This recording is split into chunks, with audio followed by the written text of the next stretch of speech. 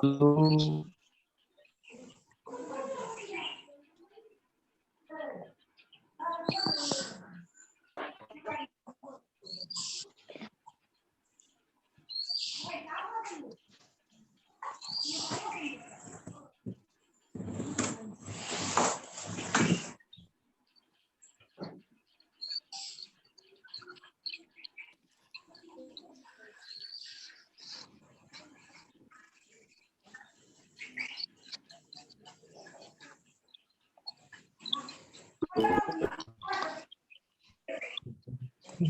जा जा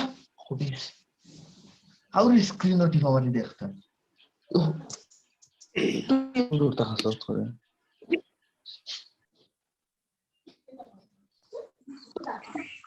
हेलो आजमल है जी, आजमल है क्या? और हिंदी में बात पड़ेगी। मैं आजमल हूँ। मैं आजमल हूँ। सर तो अभी नहीं आया वीडियो। अरे यार मुझे वीडियो दिखाई स्टार्ट देगी। करना। मैंने नहीं, मैं वीडियो स्टार्ट नहीं करूंगा। तो मेरे दिखाई दे रहा है मुझे।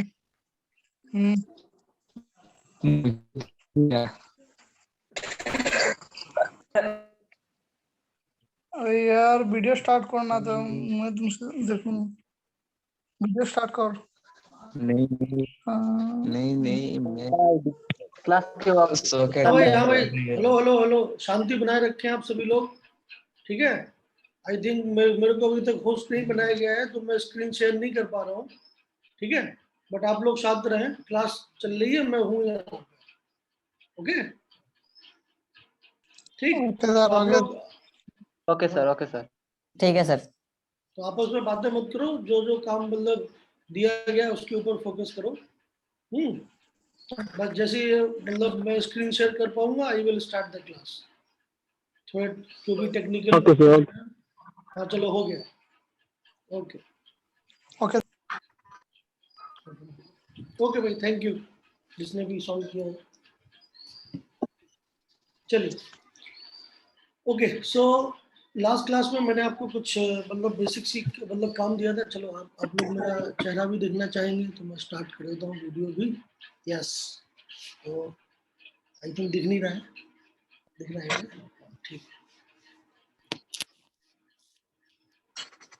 चलिए सो लास्ट क्लास में मैंने आपको बताया था कि जो हमारा सब्जेक्ट है उसको हमें कैसे क्या कहते हैं देखना है, और हमारे सब्जेक्ट में क्या डिफरेंसेस हैं और क्या सिमिलरिटीज़ हैं फ्रॉम अदर सब्जेक्ट। और मैंने आपको ये बताया था कि कैसे हम सब्जेक्ट को in the due course of time पढ़ेंगे, ठीक है। तो उसके लिए मैंने आपको ये एज एन आइडियल स्टूडेंट आपको क्या करना चाहिए, हर एक क्लास की पहले से ही तैयारी करके आए। किसी का माइक खुला हुआ है, आप देखो किसका है। अपने अपने माइक तभी आप खोलें जब आप क्या कहते हैं आपको सवाल पूछना हो, अदरवाइज ये डिस्टर्बेंस है। तो प्लीज इसके ऊपर ध्यान दें। बाकी अगर आपको दिक्कत है तो आप बिल्कुल मसूद अहमद लकार भाई, ये आपका माइक खुला हुआ है। आप या तो मतलब म्यूट हो जाएं या फिर क्या है, प्लीज मेक मी पैनलिस्ट। ठीक है भाई, अब ये पैनलिस्ट वाला जो मतलब है वो हो जाएगा सॉर्ट आउट धीमे धीमे, डोंट वरी, ठीक है। जिसको भी पैनलिस्ट मतलब सवाल पूछते हैं वो उठा दे, मैं उसको देख लूंगा। एनीवे, सो लास्ट क्लास में आप लोग जो बात कर रहे थे वो क्या कहते हैं, क्या है भाई, हाँ। तो लास्ट क्लास में मैं आपको जो बता रहा था, मैंने आपको बोला था कि भाई सबसे पहले हमें जब भी कोई केमिस्ट्री की किताब पढ़नी है तो सबसे पहला पोर्शन आता है जनरल केमिस्ट्री का। और जनरल केमिस्ट्री के पोर्शन में हमें बेसिक बातें करनी है, और बेसिक बातों में सबसे पहले आता है एटम, मॉलिक्यूल्स, इन सब के बारे में। And then we will move forward towards the classification of element and then chemical bond. ये 3 चैप्टर तो हमें पहले करने ही है, चाहे हम 11th क्लास की पढ़ाई करें, चाहे 12th क्लास की पढ़ाई करें, चाहे हम किसी भी क्लास की पढ़ाई करें केमिस्ट्री में, ये 3 चैप्टर तो आपको आने चाहिए, ठीक है।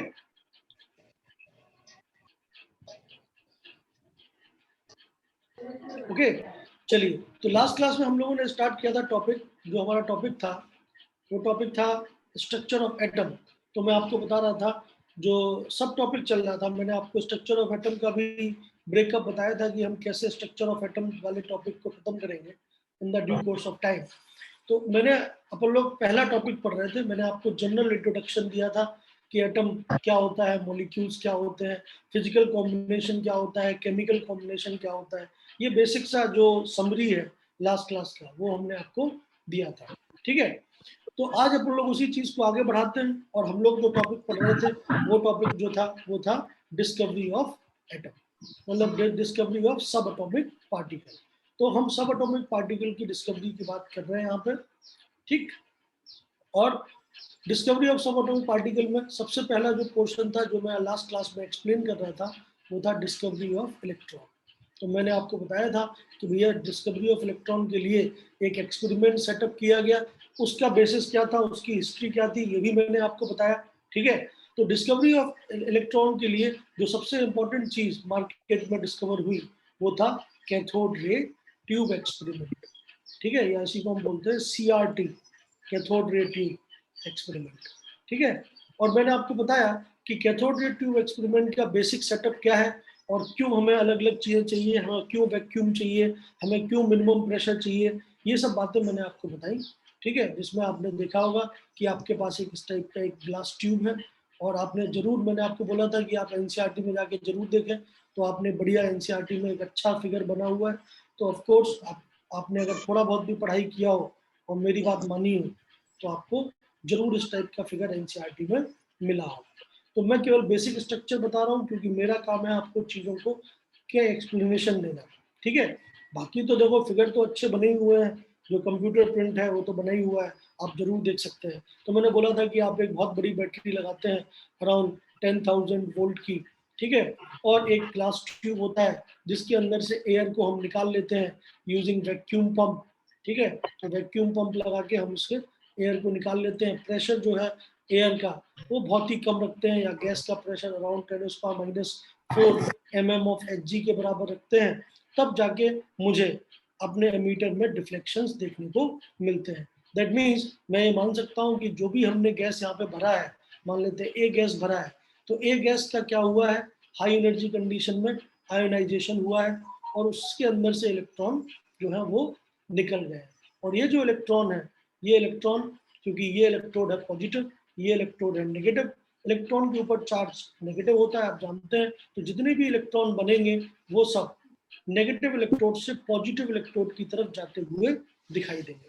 भाई रेज हैंड वाले जितने भी लोग हैं, जो भी मॉडरेटर हो भाई, जो लोग भी रेज हैंड करें उनको आप पैनलिस्ट बना दीजिए, सवाल जब आप पूछ पाएंगे। ठीक है, प्लीज सेंड मी पैनलिस्ट, ये इसका क्या आंसर है। कई लोग रेज हैंड कर रहे हैं, तो जो भी मॉडरेटर हो करस्पॉन्डिंग स्कूल्स का वो उनको पैनलिस्ट वाले ग्रुप में डाल दीजिए ताकि वो अपने सवाल पूछ पाए। ठीक है, एनी सो जो मैं आपको बता रहा था वो ये था कि जब इतने लो प्रेशर पे, क्योंकि लो प्रेशर पे डेंसिटी कम है, that means number of gas particle per unit volume कम है, तब हमारे पास इतनी एनर्जी है 10,000 वोल्ट में कि वो उनको आयनाइज कर पाए। This process is known as ionization.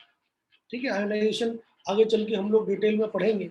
Ionization क्या होता है, the energy required to remove one electron from the isolated gaseous atom.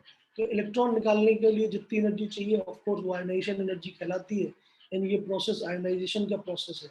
Lightning भी आयनाइजेशन के थ्रू ही क्या कहते हैं, मतलब क्लाउड से अर्थ सरफेस के ऊपर आ पाता है। तो आयनाइजेशन तो होना ही पड़ेगा क्योंकि without charge carrier current flow हो ही नहीं सकता। ये तो आपका बेसिक सा मतलब अजम्पशन है, हर जगह माना जाता है कि भैया अगर आपको करंट फ्लो करना है तो करंट तभी फ्लो होगा जब क्या हो, जब चार्ज कैरियर हो। Without charge carrier current flow होगा नहीं। तो ये पहला एक्सपेरिमेंट है जिससे पता चला कि जो न्यूट्रल एटम था, क्योंकि एटम तो डाल्टन एटॉमिक थ्योरी में आपने पढ़ाई था कि atom is a neutral species, उसके ऊपर कोई चार्ज होता नहीं। ठीक है, तो एटम को जो आप न्यूट्रल मान के बैठे थे, हमें ये पता चला कि भैया एटम जो है वो टूट जाता है और उसके अंदर से चार्जेस प्रोड्यूस होते हैं, और वो चार्जेस की वजह से ही हमारे इस पर्टिकुलर सेटअप में करंट फ्लो हुआ है। ठीक है, मतलब इसीलिए this is the very first experiment by which हमें पता चला कि atom can be divided, atom can be मतलब मैं कहूँ broken down into some simpler units जो हम बोलते हैं fundamental units, electron, proton and neutron, Bohn. तो यहाँ पे इलेक्ट्रॉन की बारी है।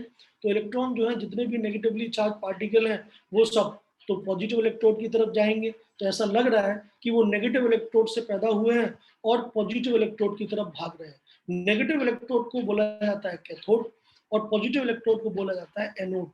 इसकी वजह से हम इन रेस को, क्योंकि ये रेस क्या है, फ्लोरोसेंस दिखाती हैं। तो कई स्टूडेंट ने मेरे को क्लास के बाद सवाल पूछा कि सर फ्लोरोसेंस का क्या मतलब है। तो फ्लोरोसेंस का मतलब ये है कि चाहे कोई केमिकल प्रोसेस हो, मतलब किसी भी तरीके से आप, क्योंकि देखो इलेक्ट्रॉन को तो कोई देख नहीं पाता, लेकिन हाँ अगर इलेक्ट्रॉन या किसी प्रोसेस के दौरान एनर्जी का ट्रांसफर हो, क्योंकि energy can neither be created not be destroyed, अगर एनर्जी का डिफरेंस इतना हो कि वो विजिबल रेंज में आ जाए तो आपको एक कलर देखने को मिलता है। ठीक है, क्योंकि आप तो इलेक्ट्रोमैग्नेटिक स्पेक्ट्रम में एक पर्टिकुलर रेंज को ही देख पाते हैं, 400 नैनोमीटर से लेके 700 नैनोमीटर तक। ठीक है, तो कभी कभी ऐसा होता है मैक्सिमम केसेस में जब आप कलर देख पाते हैं, ठीक है, मतलब कोई चीज या कोई केमिकल प्रोसेस के दौरान या किसी बायोलॉजिकल प्रोसेस के दौरान, ठीक है, आप हमेशा यूज करेंगे ये वर्ड फ्लोरोसेंस, ठीक है, ल्यूमिनिसेंस ऐसा वर्ड होता है, बायो में भी होता है यूज। ठीक है, बहुत सारी चीजें जो है जैसे बायोकेमिकल प्रोसेस के दौरान इस विजिबल रेंज में मतलब फोटॉन्स को इमिट करते हैं, वो आपको दिखाई देते हैं। तो वही यहाँ पे है कि इस एक्सपेरिमेंटल सेटअप के दौरान जो भी क्या कहते हैं रेस बनी, मतलब जो भी इलेक्ट्रॉन बनी, ठीक है, तो जो भी इलेक्ट्रॉन की बीम्स बनी, क्योंकि एक सिंगल इलेक्ट्रॉन तो बना नहीं, आप कितने ही कम अमाउंट ले लीजिए गैस का, एक मोल गैस में आप जानते ही, आपने 9th-10th में पढ़ा होगा, एक मोल में कितने पार्टिकल होते हैं, बहुत सारे पार्टिकल होते हैं। जैसे मैं बोलूँ कि मैंने 2 ग्राम हाइड्रोजन गैस लिया एक मोल, तो उसमें कितने पार्टिकल है, 10⁻23। ठीक है, तो अगर आप 10⁻⁻5 ग्राम भी लेते हो तो उसमें भी बहुत सारे पार्टिकल हैं। ठीक है, तो बहुत सारे इलेक्ट्रॉन बने, तो क्या एक सिंगल रे तो बनी नहीं, एक सिंगल इलेक्ट्रॉन तो बना नहीं, बीम ऑफ इलेक्ट्रॉन बना है जो कि नेगेटिव से पॉजिटिव की तरफ जा रहा है। और इसी मतलब जो बीम है इसका एक कलर ब्लू कलर थोड़ा बहुत देखने को मिलता है। और इस मतलब इस पर्टिकुलर एक्सपेरिमेंटल रिजल्ट की वजह से हमें बोल पाते हैं कि भाई ऐसी रेज हैं जो कि नेगेटिव से पॉजिटिव की तरफ जाती हैं। दैट मीन्स इससे प्रूव होता है कि हमारा जो एटम है जो हम न्यूट्रल मान रखा था इस पर्टिकुलर प्रोसेस के दौरान वो ऐसे 2 पार्ट में टूट गया है, एक पॉजिटिव और एक नेगेटिव। ठीक है, जिसमें नेगेटिव पार्ट की जो भी पार्टिकल्स हैं वो नेगेटिव इलेक्ट्रोड से पॉजिटिव इलेक्ट्रोड की तरफ जा रहे हैं। Are you getting the point? तो इसीलिए इन रेस को क्या बोला सर, गया? हाँ बोलो। सर वो जो रेस होता है वो क्या खाली आंखों से भी देखा जा सकता है या माइक्रोस्कोप या कुछ लगाना पड़ेगा? नहीं, खाली आंखों से देखो, खाली आंखों से आप सब एटॉमिक आप एटम को नहीं देख सकते, तो सब एटॉमिक पार्टिकल को कैसे ही देख पाएंगे? ठीक है, तो आप खाली आंखों से इलेक्ट्रॉन तो नहीं देख पाते हैं, लेकिन हाँ आप अगर इलेक्ट्रॉन किसी ऐसे चेंज के थ्रू गुजर रहे हैं कि उसमें एनर्जी डिफरेंस विजिबल रेंज में आ गया, तो आपको वो फोटोन जरूर दिखाई देगा कि हाँ भाई ब्लू कलर का एक सेंसेशन आपको दिखाई देगा। ठीक है, लेकिन खाली आंखों से आप इलेक्ट्रॉन तो नहीं देख पाएंगे, खाली आंखों से तो आप एटम नहीं देख पाते, मॉलिक्यूल नहीं देख पाते, तो इलेक्ट्रॉन तो देखने की कोई बात है ही नहीं। ठीक है, क्लियर है बात? ओके, तो उसके तरीके हैं। ठीक है, जिनको हम खाली आंखों से नहीं देख पाते उनके लिए हमारे पास तरीके हैं। मैंने आपको कल की क्लास में बताया था कि हम जिंक सल्फाइड नाम का ऐसा मटेरियल ले सकते हैं जिसके ऊपर कोई भी चार्ज पार्टिकल स्ट्राइक करता है तो एक ब्राइट स्पॉट बन जाता है। तो अलग अलग तरीके हैं। ठीक है, ऐसे मटेरियल हैं जिनके ऊपर कोई भी चार्ज पार्टिकल हिट करता है तो हमें वो दिखाई देता है, चार्ज पार्टिकल के रूप में नहीं दिखाई देता लेकिन ब्राइट स्पॉट, ब्राइटनेस के रूप में दिखाई देता है। ठीक है, ओके, ठीक है सर।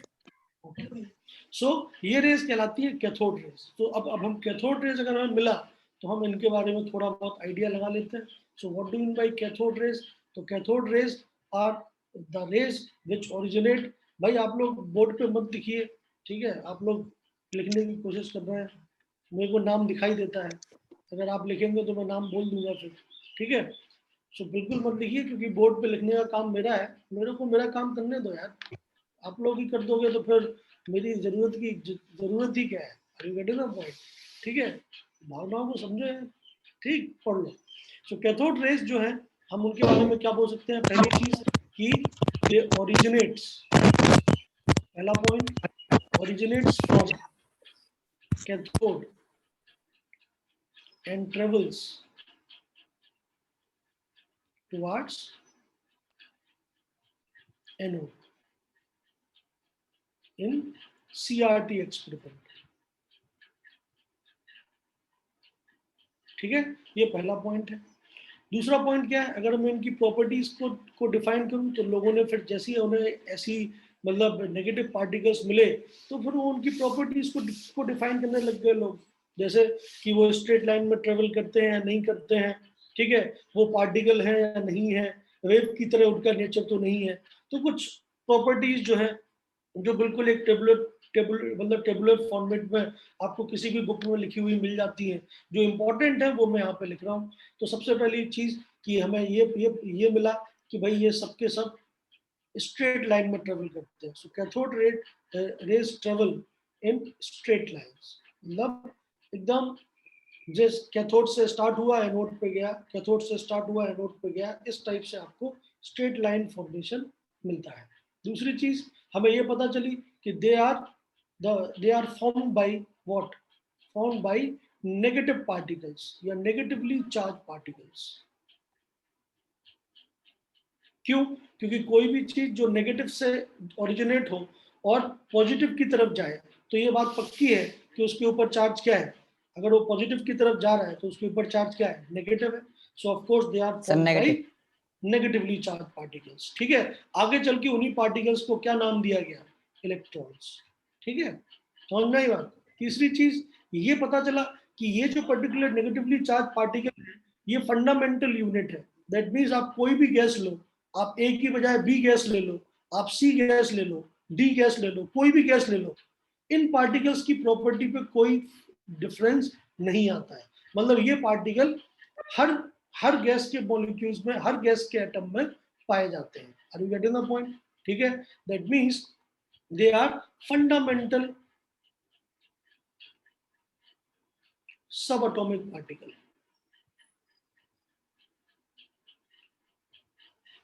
ठीक है, वाई? बिकॉज इनकी जो प्रॉपर्टीज है, एज देयर प्रॉपर्टीज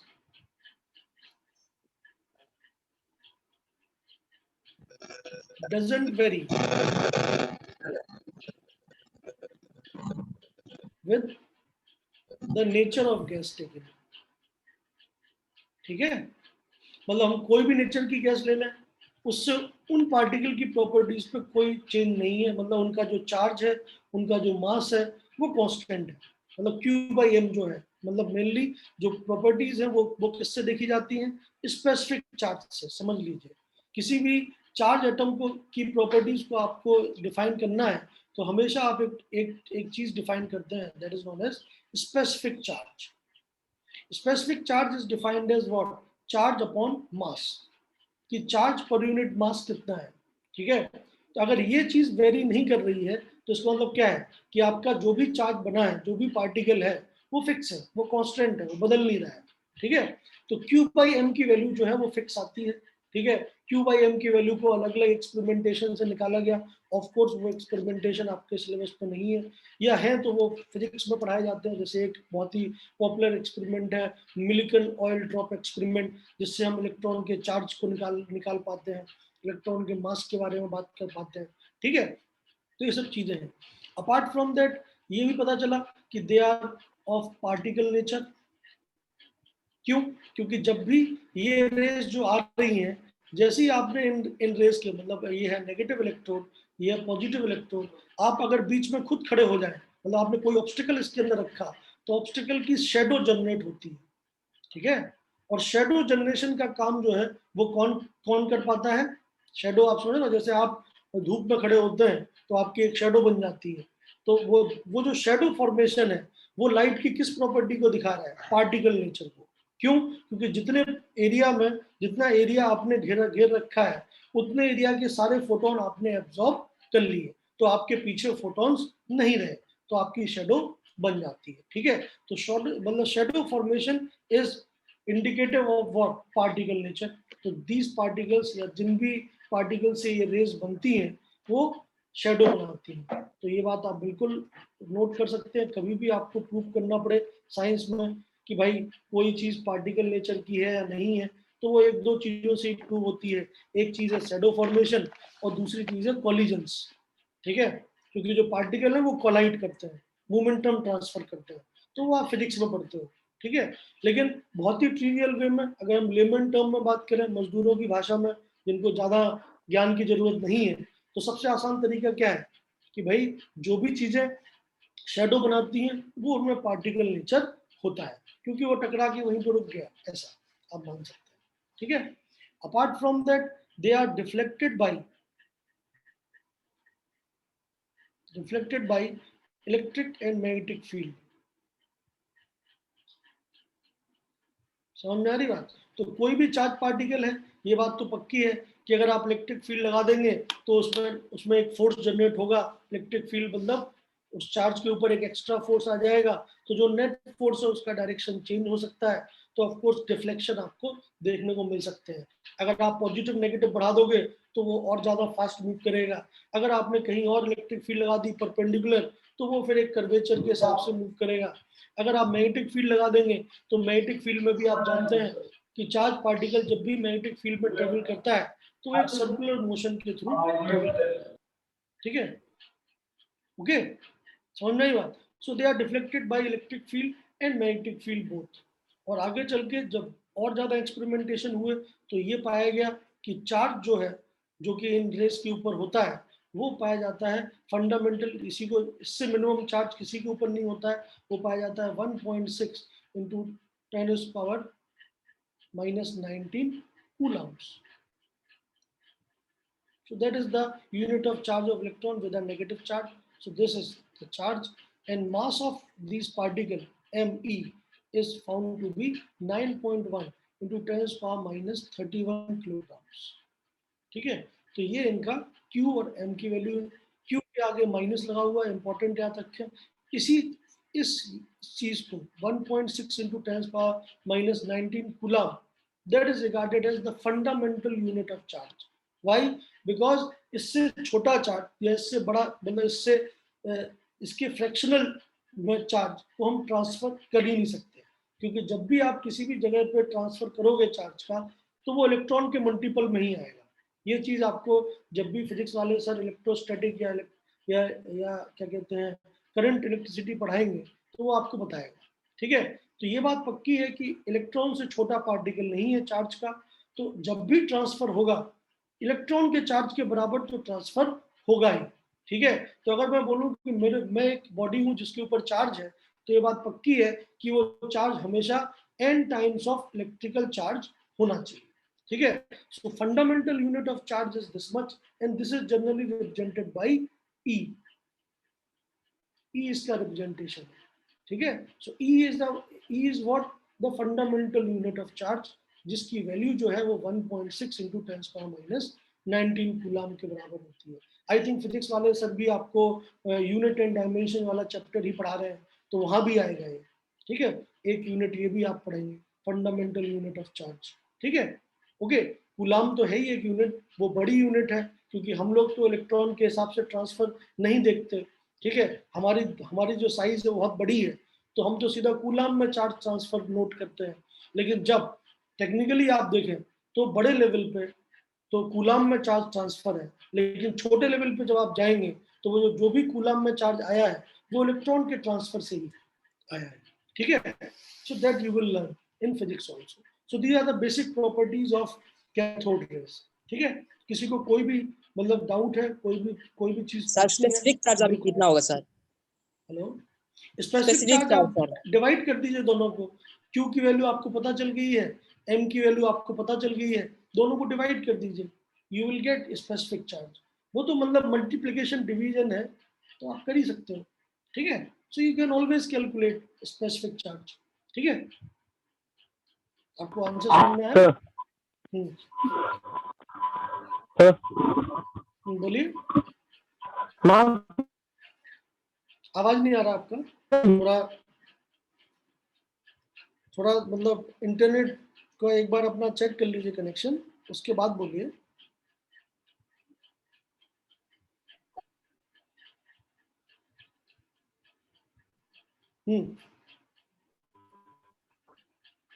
बोलिए बोलिए।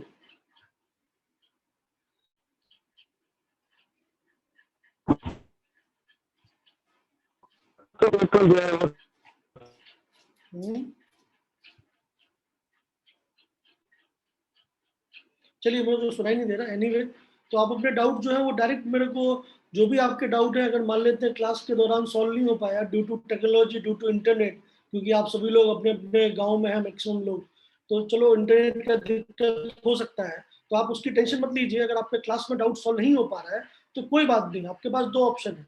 देखो, पहला ऑप्शन ये है कि आप सीधा, आपके पास, सबके पास मेरा नंबर है, आप डायरेक्टली मेरे को अपना डाउट भेज दीजिए, मैं उसको वहीं पे सॉल्व कर दूंगा। व्हाट्सएप कर दीजिए, टेलीग्राम कर दीजिए, जो भी आपको दिक्कत आ रही है आप डायरेक्टली मेरे से बात कर सकते हैं, ठीक है। आप सीधा अपना डाउट भेज दीजिए, उसको आपको सॉल्यूशन मिलेगा अगर क्लास में सॉल्व नहीं हो पा रहा है। दूसरी चीज, मैक्सिमम डाउट जो है वो मैं क्लास में सॉल्व कर ही देता हूँ। आप अगर पेशेंटली सुनेंगे पूरी चीज तो आपके कोई डाउट रहेंगे नहीं, ठीक है, क्योंकि मैं सारी चीजें वैसे ही एक्सप्लेन कर देता हूँ। बस ये है कि जिस मोमेंट पे आपको डाउट आया, मान लेते हैं वो मोमेंट पे टॉपिक आधा हुआ है, आपके हिसाब से पूरा हो गया है, जब वो टॉपिक पूरा होगा तो मैं जब बोलता हूँ ना कि आपको कोई डाउट है, तो आप तब तक मैक्सिमम लोगों के डाउट अपने आप क्लियर हो जाते हैं। फिर भी आपके डाउट रह जाते हैं तो दो तरीके हैं। एक तरीका ये है कि देखो भाई, बेटर है कि आप जो करस्पॉन्डिंग स्कूल्स में रजिस्टर्ड हैं, आप उन स्कूल में जाके क्लास करें, वहाँ पे और भी अच्छा इंफ्रास्ट्रक्चर है, सब चीज़ें, बड़े स्क्रीन है, आपको ज़्यादा मजा आएगा। तो अगर आप स्कूल में क्लासेस ज्वाइन कर सकते हैं तो बेस्ट है भाई, ठीक है। अगर आप नहीं कर सकते, मैं सारे ऑप्शन दे रहा हूँ, मेरे को बोल लेने दो, ठीक है। अगर आप नहीं कर सकते तो भाई क्लास के बाद आप बिल्कुल पूछ सकते हैं। जैसे अभी एक भाई है, वो सवाल नहीं पूछ पा रहा है, इंटरनेट कनेक्शन सही नहीं है, तो आप बिल्कुल पूछ सकते हैं। हेलो, हाँ बोलिए बोलिए, कोई कोई कुछ कहना चाहता है तो बताए। हेलो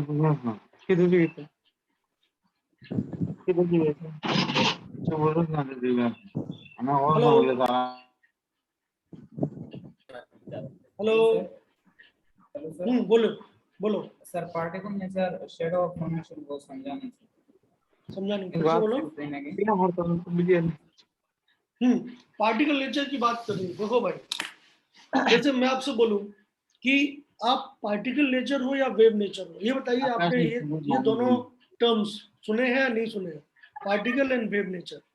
एक्चुअली क्या होता है, पार्टिकल ऐसे समझिए, मैं आपको एग्जांपल देता हूँ। जैसे सपोज दैट मेरे को आपके ऊपर एनर्जी ट्रांसफर करना है, मान लेते मैं यहाँ बैठा हूँ और मुझे आपके ऊपर एनर्जी भेजना है, मान लेते मुझे 100 जूल एनर्जी ट्रांसफर करने हैं आपके ऊपर, ठीक है। मैं दो तरीके से इसको ट्रांसफर कर सकता हूँ, सब कुछ एनर्जी ट्रांसफर के ऊपर है, ठीक है, सब कुछ फिजिक्स है एक हिसाब से देखा जाए तो, ठीक है। तो आप समझिए, मैं अगर ए पॉइंट पे हूँ और मुझे बी पॉइंट पे एनर्जी ट्रांसफर करना है, मान लेते हैं ये पॉइंट है ए, ये है बी, ठीक है, मुझे इस पॉइंट से इस पॉइंट पे एनर्जी ट्रांसफर करना है। मेरे पास दो तरीके हैं। पहला तरीका क्या है, ए पॉइंट पे मैं अपनी बंदूक निकालूं और बंदूक चला दूं आपके बी पे 100 जूल वाली, ठीक है। तो बंदूक क्या होगी, जो जो बुलेट है वो जाएगी एनर्जी लेके और आपके ऊपर टकराएगी, ठीक है, और आपको एनर्जी मिल जाएगी, उतनी एनर्जी आप तक ट्रांसफर हो जाएगी। This transfer of energy is known as particle transfer of energy. समझ में आई बात। जब भी पार्टिकल ट्रांसफर होता है तो जो मीडियम के पार्टिकल है, जो गोली पॉइंट ए से पॉइंट बी पे गई, उसने मीडियम के पार्टिकल को डिस्प्लेस कर दिया, ये बात पक्का है, ठीक है। मतलब मीडियम कभी सेम नहीं होता है, ठीक है। एनर्जी तो ट्रांसफर हो जाएगी पॉइंट ए से पॉइंट बी पे, ठीक है, लेकिन ए और बी के बीच के जितने भी पार्टिकल थे, जो भी इक्विलिब्रियम था, वो डिस्टर्ब हो जाएगा, ठीक है। This is known as particle nature of energy transfer. Wave क्या होती है, वेव ऐसा एनर्जी ट्रांसफर है कि ए से बी पे एनर्जी तो चली गई लेकिन बीच वाले पार्टिकल का कोई मूवमेंट नहीं हुआ, एनर्जी ट्रांसफर हो गई लेकिन, ठीक है। समझ में आई बात। जैसे सर इसके एग्जांपल दे सकते हैं? हेलो, हाँ एग्जांपल जो दे रहा हूँ। आप क्या मेरा वीडियो नहीं देख पा रहे हैं क्या आप? सर वीडियो में प्रॉब्लम आ रहा है नेटवर्क। अच्छा, चलिए मैं लिख के बताता हूँ। देखिए, देखिए आप पॉइंट ए पे हैं, आपको पॉइंट बी पे एनर्जी को भेजना है, ठीक है, पॉइंट ए से पॉइंट बी पे आपको एनर्जी को भेजना है, ठीक है। Particle nature of energy transfer क्या होता है कि आपने ए से किसी पार्टिकल को हायर किया, उसको एनर्जी दी और वो गया और उसने बी पे जाके अपना कोलिजन किया, कोलाइड करके उसने अपनी एनर्जी को ट्रांसफर कर दिया, बी को एनर्जी मिल गई, 100 जूल एनर्जी लेके गया था। और मान लेते हैं अगर बीच में कहीं भी उसने कोई भी हीट डिसिपेट नहीं की, कोई भी एनर्जी नहीं छोड़ी, तो 100 जूल एनर्जी यहाँ पे ट्रांसफर हो गई, आइडियल केस है, ठीक है। लेकिन जब वेव नेचर, तो इसमें हुआ क्या, एनर्जी तो ट्रांसफर हो गई एक ए से बी को, लेकिन बीच वाले जो पार्टिकल थे, ये जो पूरे पार्टिकल्स थे, ये पार्टिकल अपनी जगह से जरूर डिस्प्लेस हो जाएंगे। आप जानते हैं जब भी गोली मूव करती है तो ऑफ कोर्स जो एयर है वो बाय डिफॉल्ट अपनी जगह को छोड़ के चली जाती है, क्योंकि बहुत हाई एनर्जी लेके जा रही है, ठीक है।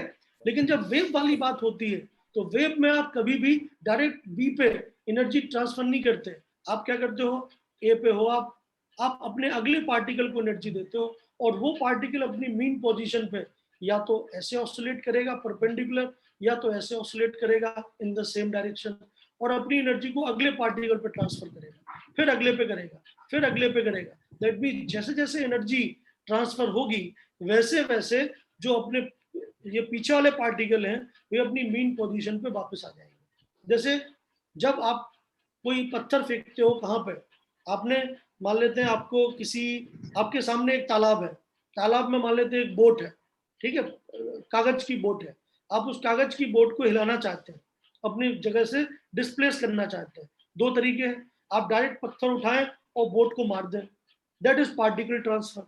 लेकिन दूसरा तरीका क्या है कि आप डायरेक्ट बोट पे ना मारें, आप पानी में पत्थर मार दें, तो होगा क्या, आपको वेव बनती हुई दिखाई देंगी पानी में, है कि नहीं। और उस वेव के थ्रू आपका जो नाव है कागज वाला, उसके ऊपर एनर्जी ट्रांसफर होगा और वो डिस्प्लेस हो जाएगा। This is known as wave transfer of energy. तो फिजिक्स का जो बेसिक फंडामेंटल है वो यही है, particle nature and wave nature. यही चीज केमिस्ट्री में इनकॉर्पोरेट हो जाती है, ठीक है। और केमिस्ट्री वाले इसी चीज को ऐसे समझाते हैं कि अगर आप पार्टिकल नेचर के हैं तो आप हमेशा कोलाइड करेंगे, कोलिजन करेंगे, तो कोलाइड करके आपने एनर्जी ट्रांसफर कर दी, आप वहीं पे स्टॉप हो जाएंगे, ठीक है। तो अब सोचिए, कैथोड रे है, इलेक्ट्रॉन्स है, इलेक्ट्रॉन आए और अगर आपके ऊपर टकराए और आपको सारी एनर्जी दे दी, तो इलेक्ट्रॉन तो खत्म हो गए ना भाई। जब इलेक्ट्रॉन खत्म हो गए तो अब इलेक्ट्रॉन आगे दिखेंगे ही नहीं, ठीक है। दैट मीन्स एक शैडो बन जाएगी जो भी ऑब्जेक्ट है जो इलेक्ट्रॉन को एब्जॉर्ब कर रहा है। Are you getting the point, ठीक है। सो पार्टिकल नेचर हमेशा शैडो बनाता है, ठीक है। ये है मजदूरों की भाषा में, फिजिक्स केमिस्ट्री की भाषा में नहीं। अगर किसी भी आदमी को, मान लेते कोई मजदूर भी है, उससे बोलो कि भाई पार्टिकल नेचर को समझने का सबसे अच्छा तरीका क्या है, कि आप उसके ऊपर पार्टिकल को मारिए, अगर पार्टिकल उसने एब्जॉर्ब कर लिया तो उसकी शैडो बन जाएगी, शैडो देख लीजिए, अगर बन रही है तो पार्टिकल नेचर है, नहीं बन रही है तो पार्टिकल नेचर नहीं है। क्लियर, बोलिए, समझ में आया सबको? सर क्लियर है सर। शेडो फॉर्मेशन और कोई डाउट है किसी को, बताएं। सर शेडो फॉर्मेशन वाला पार्ट समझ नहीं है। अभी मैंने बोला, वही तो समझा रहा था मैं आपको। जैसे आप धूप में खड़े होते हैं तो आपका शेडो बनता है। आप जब रूम के अंदर बैठते हैं तो आपका शेडो आपको जनरली नहीं दिखाई देता, लेकिन जब आप धूप में खड़े हो जाएंगे तो आपको हमेशा अपने पीछे या अपने आगे की तरफ एक शेडो बनता हुआ दिखाई देता है। आप बताइए, धूप क्या है? लाइट ही है ना। लाइट क्या होता है सर? लाइट पार्टिकल नेचर भी दिखाता है और वेव नेचर भी दिखाता है, दोनों नेचर दिखाता है। शेडो फॉर्मेशन लाइट के पार्टिकल नेचर को इंडिकेट करता है। क्यों? क्योंकि लाइट के जितने भी फोटॉन्स आए, ठीक है, जो फोटॉन्स आपकी बॉडी से टकराए वो आपके अंदर एब्जॉर्ब हो गए, आपको गर्मी लगती है, हीट में चेंज हो गए, तो जितने भी फोटोन आपने एब्जॉर्ब कर लिए उतने फोटोन अब पीछे नहीं होंगे ना आपके, तो पीछे फोटोन लेस, मतलब क्या बन जाएगी, शेडो बन जाएगी। शेडो मीन्स क्या, कि वहां पे फोटॉन्स नहीं है, वहां पे लाइट नहीं है, क्योंकि जितनी भी लाइट आपने एब्जॉर्ब कर ली वो लाइट का आपका शेडो बन गया करस्पॉन्डिंग। समझ में आई बात? बोलो। Yes sir. भाई सीधी बात है, मेरा हाथ है, ठीक है, और हाथ के पीछे की तरफ आप देख सकते हैं, आगे की तरफ तो जिस तरफ से लाइट आ रही है, ठीक है, वो इल्यूमिनेटेड है, लेकिन पीछे की तरफ जो है वो काला है। काला क्यों दिखाई दे रहा है? क्योंकि आगे की तरफ वाला पोर्शन जो सीधा लाइट के सामने है उसने लाइट के फोटॉन्स को एब्जॉर्ब कर लिया। समझ में आई बात? तो पीछे की तरफ फोटोन नहीं रहे, ऐसी बात है। यही तो है शैडो फॉर्मेशन। ओके, बोलो। क्लियर है सर? ओके, सर क्लियर है सर। सर स्पेसिफिक चार्ट्स क्या? यार देखो, कुछ लोगों की आवाज मेरे को क्लियर नहीं आ रही है। सर स्पेसिफिक चार्ट आप चिंता मत करिए, आपके डाउट जो है वो बिल्कुल क्लियर होंगे। आप बिल्कुल टेंशन मत लीजिए, ठीक है? बस आप एक एक करके आराम आराम से बोलिए, कोई दिक्कत नहीं। बोलो। Sir specific chart specific charge, भाई देखो अभी मैंने तो बताया कि स्पेसिफिक चार्ज क्या है। स्पेसिफिक चार्ज होता है Q बाई M, ठीक है? अब मुझे पता चल गया कि इसके ऊपर जो Q है वो है 1.6 इंटू 10⁻⁻19 कूलम। इसका जो मास है वो है 9.1 इंटू 10⁻31 किलोग्राम। दोनों की वैल्यू यहाँ पे डाल दो तो आपको स्पेसिफिक चार्ज मिल जाएगा। 1.6 इंटू 10⁻19 डिवाइड बाई 9.1 इंटू 10⁻31। तो ऊपर है कूलम और किलोग्राम है नीचे। तो ये आपका स्पेसिफिक चार्ज, जिसको तो आप सॉल्व कर ही सकते हो। नहीं कर सकते हो क्या? सर स्पेसिफिक चार्ज कुछ पार्टिकल का है। स्पेसिफिक चार्ज कुछ पार्टिकल का, ये समझा नहीं। स्पेसिफिक चार्ज जो है इलेक्ट्रॉन का है। हाँ, तो जो रेज है वो किससे बनी है? कैथोड रेज बनी है इलेक्ट्रॉन से। तो इलेक्ट्रॉन का जो चार्ज है और इलेक्ट्रॉन का जो मास है दोनों को डिवाइड कर दो, so that will give you the specific charge, ठीक है? तो इस केस में कितना आएगा स्पेसिफिक चार्ज? इस केस में अराउंड, अगर आप इसको सॉल्व करेंगे तो अराउंड आपको 1.75 के लगभग मिलेगा। 1.75 इंटू 10⁻⁻, कितना आएगा? 31 और 19 -11 कूलम पर किलोग्राम, ये मिलेगा आपको स्पेसिफिक चार्ज, ठीक है? तो अगर कोई आपसे बोले कि कैथोड रेज का स्पेसिफिक चार्ज कितना, तो आपका आंसर ये है। क्यों? कोई बोले कि कैथोड रेज में मतलब कैथोड रेज में आपने इलेक्ट्रॉन का चार्ज क्यों लिया, तो आपका आंसर क्या है कि cathode rays is a beam of electron. So beam of electron, that means उसमें जो चार्ज पार्टिकल है वो इलेक्ट्रॉन है, और इलेक्ट्रॉन का जो चार्ज है वो हमें पता है, इलेक्ट्रॉन का जो मास है वो हमें पता है। तो हम दोनों को डिवाइड कर देंगे, दोनों को डिवाइड करके आपको स्पेसिफिक चार्ज मिल जाएगा। So specific charge is nothing but what? The division, mathematically, it is a division of charge by mass. ठीक है? यूनिट सिस्टम क्या है? चार्ज को हम कूलम में लेते हैं, मास को हम किलोग्राम में लेते हैं। तो आपको मिल जाएगा यूनिट कूलम पर किलोग्राम। बोलो, ठीक है? सर ये -11 हो गया।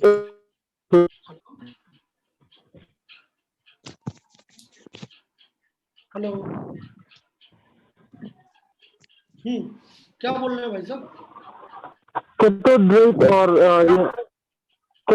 और इलेक्ट्रॉन एक ही चीज है सर। भाई बिल्कुल भी समझ में नहीं आ रहा मेरे, आपने जो भी बोला। एनीवे, चलो ठीक है।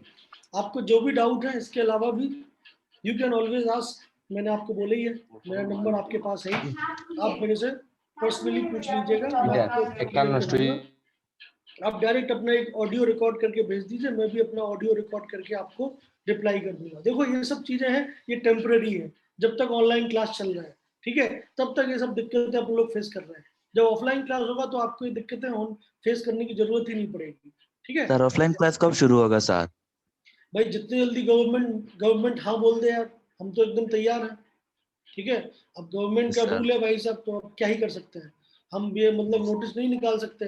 लेकिन हाँ, जितने लोग, देखो स्कूल में सारे अरेंजमेंट कर रखे हैं हमने, ठीक है? जितने लोग पास में रहते हैं, जितने लोग आ सकते हैं, तो वो स्कूल ज्वाइन कर लो यार। स्कूल में अरेंजमेंट नहीं है सर। क्या है? स्कूल में अरेंजमेंट नहीं है सर, अभी तक नहीं हुआ। स्कूल में तो यार मैं खुद देख के आया था, मैं जब सर अभी तक हमारे स्कूल में नहीं हुआ सर। अरे मैं तो खुद देख के आया था। बड़ा सर लगेगा सर वो हमारे जो जिस क्लास में क्लास करना है ना, वो उसको वहाँ पर काम चल रहा है सर। तो साउंड की वजह से हम क्लास नहीं कर सकते। कहाँ किस स्कूल पर है सर प्लीज कंटिन्यू कीजिए सर। किस स्कूल की बात कर रहे हो तुम? पठानकंडी या बदरपुर? पथरगंदी नहीं, मैंने वो स्मार्ट बोर्ड तो देखा है कि स्मार्ट सर वो अभी तक चालू ही नहीं हुआ। नहीं हुआ, अभी चालू नहीं हुआ। चलो ठीक है, एक बार मैं फिर इसके बारे में बात करूंगा सर से और जल्दी जल्दी चालू कराने की कोशिश करता हूँ। Okay sir, okay. Don't worry, ये मतलब लेकिन ये टेम्पररी है, आप इसकी टेंशन मत लीजिए। जैसे ही ऑफलाइन अपना कोर्स स्टार्ट होगा तो बहुत मजा आएगा। यस सर, ऑनलाइन में बहुत प्रॉब्लम हो रहा है सर, समझ ऑनलाइन रहा क्लास में। हूँ। Yes sir. समझ रहा हूँ, आप टेंशन मत लीजिए। Sir let's proceed. Please continue sir. क्या बोल रहे हो? समझा नहीं, फिर से बोलो। धीमे क्लास कंटिन्यू सर प्लीज। हाँ ठीक ठीक है, चलो तो इतना आपको क्लियर हो गया। तो कैथोड रे के बारे में सारी चीजें हम लोग समझ गए, ठीक है। अब ये बात पक्की है कि देखो, जो आदमी एक्सपेरिमेंट कर रहा है उसने तो कभी एटम को तोड़ के देखा नहीं। जैसे थॉमसन ने एक्सपेरिमेंट किया, तो अगर कोई आपसे पूछता है कि किसने डिस्कवर किया इलेक्ट्रॉन, तो वो जे थॉमसन है। तो जो थॉमसन एक्सपेरिमेंट कर रहा था वो तो यही एज्यूम करके बैठा था कि डाल्टन लॉ के हिसाब से एटम को टूटना नहीं चाहिए, लेकिन एटम टूट गया और उसे नेगेटिव पार्टिकल मिल गए। तो अब खुद बताइए कि अगर आप न्यूट्रल थे, आपके ऊपर जीरो था, वो आपके अंदर से कुछ नेगेटिव पार्टिकल निकल गए, तो ये बात पक्की है कुछ ना कुछ पॉजिटिव बचा होगा आपके ऊपर। दैट मीन्स अगर कोई भी चीज जो न्यूट्रल है वो अगर टूटेगा दो पार्ट में, तो ये बात पक्की है कि अगर मेरे ऊपर चार्ज है जीरो, अगर मैं अपने अंदर से इलेक्ट्रॉन निकाल रहा हूँ जिसका चार्ज है -E, तो ये बात पक्की है कि मेरे सेकंड पार्ट के ऊपर +E के बराबर चार्ज होना चाहिए, क्योंकि सेम है बात। Charge can neither be created nor be destroyed, but it can be transferred from one body to another. बोलो सर, इलेक्ट्रॉन का specific charge 1.75 into 10 to the power 11 और 10 to the power -11। कितना आ रहा है भाई? मैथमेटिक्स है, वो तो सॉल्व कर ही लोगे। अच्छा 31 नीचे है तो +11 होगा। यस सर, +11 होना। हाँ बिल्कुल बिल्कुल, क्योंकि -31 नीचे है और -19 ऊपर है। यार ये तो बेसिक सी बातें हैं। डिवाइड तो करना जानते ही हो ना तुम लोग? अरे ठीक है, डिवाइड करना तो जानते हो ना यार। 12 होगा शायद। 12 कैसे नो सर, 11 होगा। 12 होगा, 12 सर, शायद 12 होगा। एक मिनट रुको। हेलो सर वो हम कर लेंगे सर, मैथमेटिक्स है सर। देखो डिवाइड है, डिवाइड कर लो। दोनों की वैल्यू जो है वो इम्पोर्टेंट है, वो मैंने आपको दे दी है, ठीक है। अब आप एक बार कोशिश करो, 2 मिनट लगाओ, डिवाइड करो। अनम्यूट होता, म्यूट हो पीछे। ठीक है, और इसमें मतलब देखो मल्टीप्लाई डिवाइड प्लस माइनस ये सीखने के लिए तो आप यहाँ पे आए नहीं हो, वो तो आपको आता है। मैं जानता हूँ कितनी मैथमेटिक्स से आपको नफरत हो, लेकिन डिवाइड तो कर ही सकते हो ना यार, कर लो। ठीक, ओके, मेरे को आता है, मेरे को आता है। अगर मैं एग्जाम दूंगा तो मैं कर लूंगा, चिंता मत करो, ठीक है। चलो आगे बढ़ते हैं। तो अब बेसिस पे जाते हैं। बेसिस क्या है कि जिस आदमी ने एक्सपेरिमेंट किया उसे कैथोड रेज मिली, मतलब उसे नेगेटिवली चार्ज पार्टिकल मिल गए। तो ये बात पक्की है कि भाई जो चीज हमने बेसिस लिया था गैस, वो गैस तो न्यूट्रल था। अब वो न्यूट्रल में से मुझे नेगेटिव चार्ज मिल रहे हैं, तो ये बात पक्की है कि कुछ ना कुछ पॉजिटिव चार्ज भी बने होंगे। अब उन पॉजिटिव चार्ज को कैसे आइडेंटिफाई किया जाए, समझ में मेरी बात? तो जो पॉजिटिव चार्ज बने उनको आइडेंटिफाई किया गया, और उससे हमें फिर बात हुई, मतलब डिस्कवरी हुई किसकी? प्रोटॉन्स की, ठीक है। तो जैसे हमने इलेक्ट्रॉन की डिस्कवरी की इन द सेम टाइम। क्या हुआ भाई? हेलो, क्लियर है? तो मैं ये बोल रहा था कि जो भी गैस हमने लिया, ए गैस, उसके ऊपर टोटल चार्ज तो 0 था। अगर मुझे कैथोड रेज मिल गई, ठीक है, जिनके ऊपर नेट चार्ज नेगेटिव है, तो ये बात पक्की है कि कुछ ना कुछ पॉजिटिव चार्ज वाले पार्टिकल भी मिले होंगे, और वो जो पॉजिटिव चार्ज वाले पार्टिकल हैं उनसे हमें आगे अगले सब एटॉमिक पार्टिकल की डिस्कवरी हुई, and that is known as proton. तो अब जो अगला टॉपिक है that will be the discovery of proton, ठीक है। तो जैसे हमने इलेक्ट्रॉन की डिस्कवरी की यूजिंग कैथोड रेज, अब हम प्रोटॉन की डिस्कवरी करेंगे। उसके लिए इसी एक्सपेरिमेंटल सेटअप को थोड़ा सा बदल दिया गया, ठीक है। चलिए, सो अगला जो टॉपिक है, second topic, that will be the discovery of proton.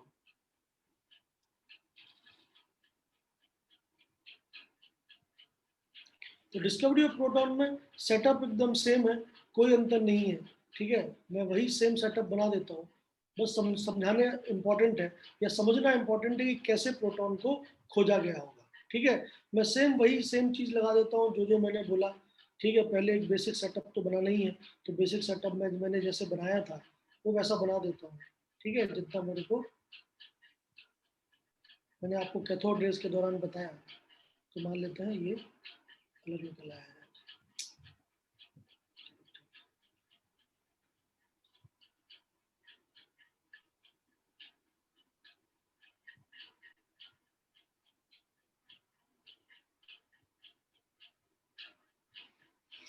ये पॉजिटिव है, ये नेगेटिव है, ये अगेन एनोड है और ये अगेन कैथोड है। एनोड रेज कैथोड रेज तो आपने देख ही लिया है, उसमें कोई दिक्कत है नहीं, ठीक है। ये वैक्यूम है, आप उसके अंदर कोई भी गैस भरे हुए, मान लेते हैं एक गैस भरा है आपने, pressure is very low, so pressure is again in the range of 10⁻⁴ mm of Hg, ठीक है। ये सब चीज़ें कांस्टेंट है, इसमें कोई दिक्कत नहीं, ठीक है। ये अमीटर है जहाँ पे आप डिफ्लेक्शन को नोट करेंगे, ठीक है। एक चीज़ तो आपको पता चल गई, मैं थोड़ा कलर फॉर्मेट बदल रहा हूँ क्योंकि दोनों रेज अलग अलग हैं।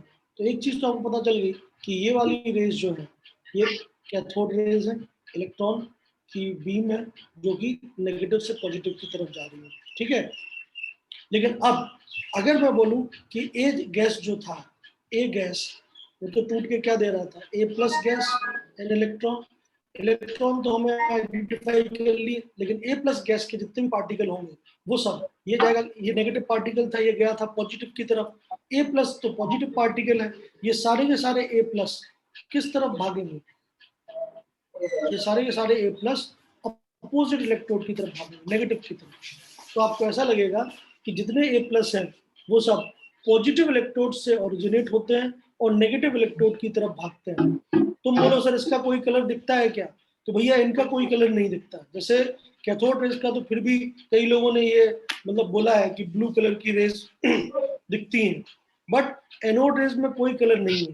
तो एनोड रेज में मुझे अब अपने सेटअप में मुझे अपने जो क्या कहते हैं कैथोड है, इसको थोड़ा मॉडिफाई करना पड़ेगा, क्योंकि जितनी भी प्लस तो जितने भी प्लस वाले पार्टिकल्स हैं वो जैसे मूव करेंगे तो हमें बात पक्की है कि अगर मुझे इनको आइडेंटिफाई करना है तो मुझे इनको यहाँ पे मैं अगर एक क्या कहते हैं ZNS की कोटिंग कर दूं तो मुझे जितनी बार ये टकराएंगे इस ZNS सरफेस के ऊपर, मान लेते हैं ये ZNS की कोटिंग है या फोटो सेंसिटिव मटेरियल है, तो जितने भी ए प्लस इसके ऊपर टकराएंगे आपको एक ब्राइट स्पॉट दिखाई देगा, ठीक है, जितने भी ए प्लस इस पर टकराएंगे। अब तुम बोलो सर कि ए प्लस इसके ऊपर टकराएंगे कैसे, वो तो कैथोड पर जाके एब्जॉर्ब कर लिए जाएंगे या कैथोड पर जाके अपना चार्ज ट्रांसफर कर देंगे। तो हम कैथोड को परफोरेटेड ले लेते हैं। मतलब परफोरेशन का मतलब क्या है, जैसे अगर आप अभी ये तो साइड व्यू है, अगर आप टॉप व्यू में कैथोड को इस टाइप की एक डिस्क से रिप्रेजेंट कर रहे हैं, मान लेते हैं ये मेटल प्लेट कैथोड है, तो परफोरेशन का मतलब क्या है कि आप इसके अंदर बहुत सारे छेद कर दीजिए। जैसे घर में चाय वगैरह छानने के लिए छलनी होती है ना, वैसे तो आप इसके अंदर बहुत सारे होल कर दीजिए, तो ये कहलाता है परफोरेशन, ठीक है, परफोरेशन, परफोरेटेड, ठीक है। परफोरेटेड का मतलब बहुत सारे होल्स हैं उसके अंदर, तो जितने भी होल्स होंगे उन होल्स के थ्रू जो आपका ए प्लस है वो निकल जाएगा और वो आगे यहाँ पे टकरा जाएगा, ठीक है, और आपको ब्राइट स्पॉट देखने को मिल जाएंगे। समझ रहे हो मेरी बात। तो जब हम डायरेक्टली नहीं देख पाते तो फिर हम ऐसे फोटो सेंसिटिव मटेरियल का इस्तेमाल करते हैं। मैंने आपको कल भी एग्जांपल दिया था ब्लैक एंड व्हाइट टीवी वाला, कि ब्लैक एंड व्हाइट टीवी का जो क्या कहते हैं जिसको आप देखते हो, दैट इज अगर आप उसके पीछे जाएं खोले तो वो जिंक सल्फाइड की कोटिंग होती है, ठीक है। तो अगर मैं इसे ZNS की कोटिंग कर दूं इस सरफेस पे तो ये बात पक्की है कि जैसे ही ए प्लस इसके ऊपर टकराएंगे आपको हर बार एक ब्राइट स्पॉट देखने को मिलेगा। दैट मीन्स ये बात पक्की है कि नेगेटिव पार्टिकल ही अकेले नहीं बन रहे हैं, मतलब केवल रेड कलर वाले जो मैंने रेड से दिखाया है वही नहीं बन रही है, ठीक है, केवल कैथोड रेज ही नहीं बन रहे हैं इस एक्सपेरिमेंट में, जबकि पॉजिटिव पार्टिकल भी बन रहे हैं जो कि प्लस से मतलब एनोड से ओरिजिनेट होते हैं और कैथोड की तरफ जाते हैं। अगर मैंने कैथोड को परफोरेटेड कर रखा है तो ऑफ कोर्स इन सब परफोरेशंस के थ्रू ये जाके और बाहर यहाँ पे टकरा के और आपको इल्यूमिनेशन दिखाएगा। तो ये बेसिस समझ में आना चाहिए कि कैसे आइडेंटिफिकेशन हुआ, ठीक है, समझ में आ रही बात? तो जैसे ही मुझे ये ब्राइट स्पॉट मिलने लग गए, हेलो, फिर से समझाइए सर। हाँ, तो जैसे ही क्या कहते हैं मेरे को क्या कहते हैं ब्राइट स्पॉट मिले तो मैं बोल पाऊंगा 100%, क्योंकि मैं इसका फोटो खींच लूंगा। जो भी आदमी मेरे से बोलेगा कि भाई कैसे मिले, आपने कैसे देखा पॉजिटिव को, मैं बोलूंगा देखो भाई ये दिख रहा है पॉजिटिव, आप खुद आके देख लो, मैं अभी स्विच ऑन करता हूँ, आप खुद देख लो, आपको ब्राइट स्पॉट दिखेंगे। ठीक है, तो ये जो पर्टिकुलर रेज हैं जो कि एनोड से मतलब ओरिजिनेट होती हैं और कैथोड की तरफ जाती हैं, they are known as what, anode rays. समझ में आ रही बात? ठीक है, क्लियर है? तो ये एनोड रेज कहलाती है। तो एनोड रेज का टिपिकल डायग्राम ये है। बाकी बुक्स के अंदर एनसीईआरटी के अंदर एक बढ़िया डायग्राम पढ़ना होगा, आप जरूर देखिए आज मेरी क्लास खत्म होने के बाद। हाँ बोलो। एनोड रेज का आविष्कार किसने किया था फिर? एनोड रेज का आविष्कार, देखो भाई सीधी बात है, थॉमसन ने एक्सपेरिमेंट दिया आपको, ठीक है, लेकिन अब थॉमसन ही क्या कहते हैं ये काम करे जरूरी नहीं है। जैसे मान लेते हैं जिस आदमी ने केमिकल बॉन्डिंग के बारे में बताया, हाँ, क्या बोल रहे हो? हाँ, तो सुन लो, तो एक एक्सपेरिमेंट मैंने बनाया, जैसे रदरफोर्ड ने अपना एक मॉडल बनाया था, रदरफोर्ड मॉडल ऑफ एटम, ठीक है, बोर्ड ने कुछ भी नहीं किया, बोर्ड ने केवल रदरफोर्ड के मॉडल की स्टेबिलिटी को एक्सप्लेन कर दिया और बोला अब ये मेरा मॉडल है। उसी तरीके से ये model cathode ray tube experiment का मॉडल बनाया तो था थॉमसन ने, ठीक है, लेकिन इसके अंदर एनोड रेज को आइडेंटिफाई करने वाला काम वो किया था एक दूसरे साइंटिस्ट ने, जिसका नाम था गोल्डस्टीन। समझ रहे हो मेरी बात? तो ये गोल्डस्टीन के द्वारा किया गया काम है, ठीक है, तो समझ रहे हो मेरी बात? तो ऑफ कोर्स नीट में मतलब सर फिर से बताइए नाम क्या था? साइंटिस्ट का नाम मैंने बोला ना, गोल्डस्टीन नाम ई था। गोल्डस्टीन सर, ई गोल्डस्टीन। ठीक है, ये इसका मतलब आविष्कारक माना जा सकता है, ठीक है, समझ नहीं बात? तो एक्सपेरिमेंट तो देखो थॉमसन का है, कैथोड रे ट्यूब एक्सपेरिमेंट की शुरुआत किसने की? थॉमसन ने, ठीक है, लेकिन मैंने क्या किया, मैंने उसी एक्सपेरिमेंट को कॉपी कर लिया और एनोड रेज को आइडेंटिफाई कर लिया, तो अब मेरे नाम पे एनोड रेज जानी जाएंगे, ठीक है।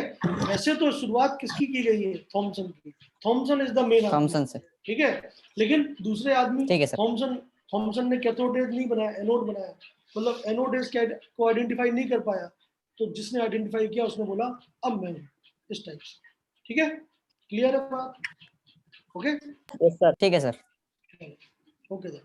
तो ये हो गया आपका बेसिक आइडिया, ठीक है, डिस्कवरी ऑफ प्रोटॉन वाला। अब इसकी भी प्रॉपर्टीज की बात कर लेते हैं। तो ऑफ कोर्स इसमें आपको एक डिफरेंस देखने को मिलेगा, बाकी सब प्रॉपर्टीज सेम है कि they travels in straight line, ठीक है,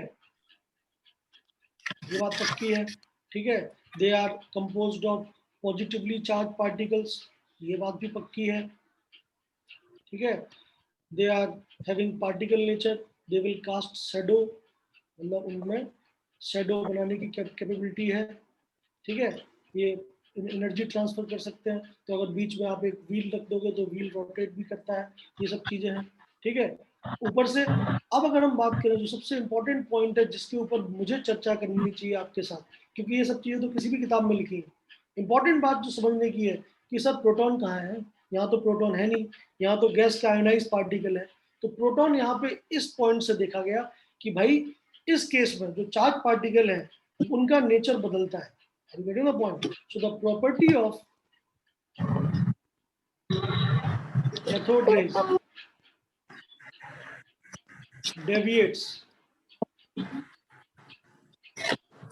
with nature of gas. ये पॉइंट पे विशेष ध्यान दें, जो मैं क्या बोलना चाहता हूँ, ठीक है, ये पॉइंट सबसे ज्यादा इंपॉर्टेंट है। दैट मीन्स एनोड मतलब कैथोड रेज में ये पॉइंट मैंने क्या लिखवाया था कि आप कोई भी गैस ले लो कोई फर्क नहीं पड़ता, कैथोड रेज सेम होता है, लेकिन अब मैं क्या बोल रहा हूँ कि एनोड रेज जो है, सॉरी उल्टा लिख दिया, कैथोड रेज एनोड रेज, लेकिन अब मैं क्या बोल रहा हूँ कि जो एनोड रेज है उनकी प्रॉपर्टी बदलती है गैस के साथ। क्यों बदलती है भाई? देखो खुद देखो, अगर मैंने ए गैस लिया था तो ए गैस बनाएगा A+, ठीक है, और इलेक्ट्रॉन। अगर मैंने बी गैस लिया तो बी गैस बनाएगा B+ एन इलेक्ट्रॉन। अगर मैंने सी गैस लिया तो सी गैस बनाएगा C+, गैस एंड इलेक्ट्रॉन। आप मेरी बात समझ रहे हो? इलेक्ट्रॉन तो सेम है, it is same, that means cathode rays same है, उनमें कोई भी गैस ले लो कोई फर्क नहीं पड़ता, उनका जो भी एनालिसिस होगा वो सेम होगा। बट एनोड रेज में दिक्कत है, क्योंकि A+ का मास अलग होगा। अगर मैंने हाइड्रोजन लिया है तो H+ बनेगा, अगर मैंने ऑक्सीजन लिया है तो A+ बनेगा, अगर नाइट्रोजन लिया है तो N+ बनेगा। तो इनका जो मास है वो फिक्स नहीं है, चार्ज फिक्स है, ये बात पक्का है। Q इज सेम या Q is fix, but mass is what? Variable. जब मैं एनोड रेस के Q/M की बात करूंगा, स्पेसिफिक चार्ज की बात करूंगा, तो अलग अलग गैस के लिए अलग अलग स्पेसिफिक चार्ज आएंगे। मेरी बात आप लोग समझ पा रहे हैं या नहीं? बोलिए। सर बीच में हाँ सर। साउंड आ रहा है, कुछ समझ में नहीं आ रहा। भाई सब लोग एक बार अपना माइक बंद कर लें, मैं एक बार फिर से एक्सप्लेन करता हूँ। माइक बंद कर लीजिए एक बार सभी लोग प्लीज, इट्स अ रिक्वेस्ट, ठीक है, ताकि लोग समझ पाए मैं क्या कहना चाहता हूँ। मसूद अहमद लकार, आप अपना माइक बंद कर लें प्लीज।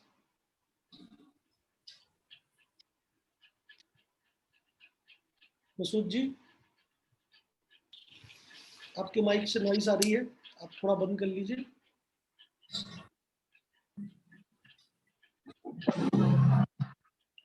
तो भाई आप लोग मानते नहीं हो यार। मसूद अहमद लकार भाई अपना माइक बंद कर लो। अफजलुर रहमान आप भी अपना माइक बंद कर लें। जितने भी लोग हैं जो ज्वाइन किए वो अपना माइक 2 मिनट के लिए बंद करें, मैं एक इंपॉर्टेंट बात समझाना चाहता हूँ प्लीज। मसूद अहमद जी अभी तक नहीं माने हैं।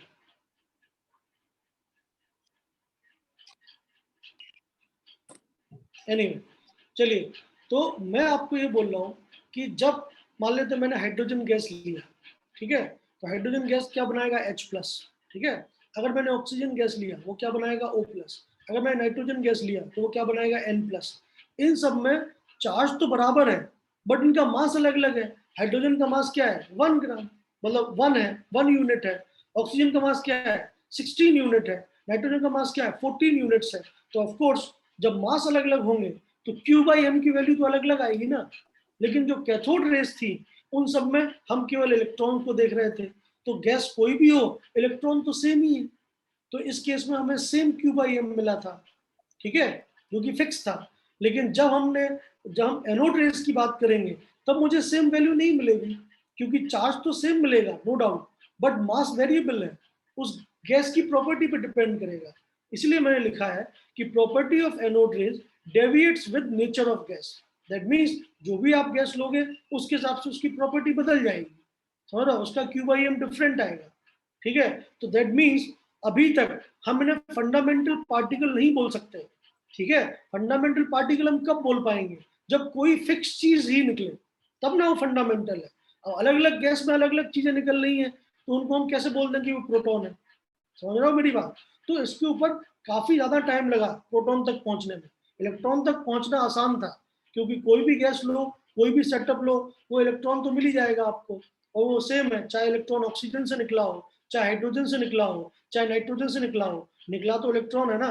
Electron is same, but proton तो कहीं नहीं निकला। प्रोटॉन तो वैसे भी आप जानते हो, बेसिक आइडिया है आपको, न्यूक्लियस के अंदर पाया जाता है।